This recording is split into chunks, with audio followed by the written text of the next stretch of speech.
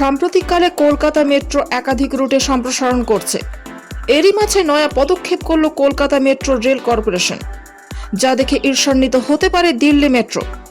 তবে কি এমন পদক্ষেপ করল কলকাতা মেট্রো রেল কর্তৃপক্ষ?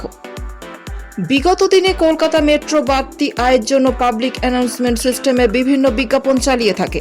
এদিকে মেট্রো স্টেশনে থাকা টিভিতে তো অনেক দিন ধরে বিভিন্ন অনুষ্ঠান দেখানো হয়, আর এরই মধ্যে এবার মেট্রো রেলের ডিসপ্লে বোর্ডে দেখানো শুরু হলো কার্টুন।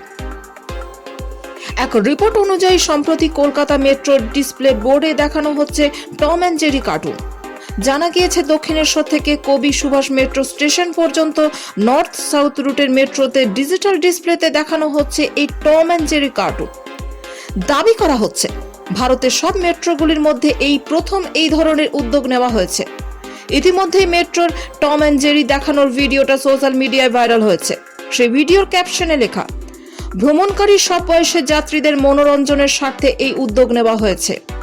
ইনস্টাগ্রামে মেট্রোর ভিডিওটি প্রায় 10 লাখ ভিউজ পেয়েছে। প্রায় 1 লাখ লাইক পড়েছে সেই টম অ্যান্ড জেরি দেখানোর ভিডিওতে। সেই ভিডিওতে এক ইনস্টাগ্রাম ব্যবহারকারী কমেন্ট করেছেন, আমি তো কার্টুন দেখতে দেখতে নিজের গন্তব্য স্টেশনে নামতেই ভুলে যাব। এদিকে অন্য এক ইনস্টাগ্রাম ব্যবহারকারী কমেন্টে লেখেন, এত সব পুরনো স্মৃতি ফিরিয়ে আনার জন্য কলকাতা মেট্রোকে ধন্যবাদ। অপর একজন কমেন্ট করেন, শুধু বাচ্চাদের জন্য? 90 দশকে জন্ম নেওয়া সকলেই এতে মনোরঞ্জিত হবেন। এদিকে অপরজন কমেন্ট করেন, খুব শীঘ্রই দিল্লি মেট্রোতে এই কার্টুন চাই।